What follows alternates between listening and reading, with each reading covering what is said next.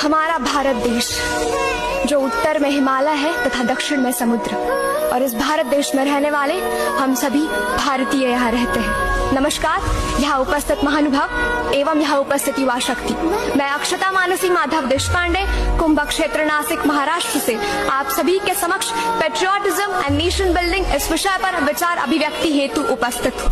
Patriotism, राष्ट्रभक्ती आखिर क्या है?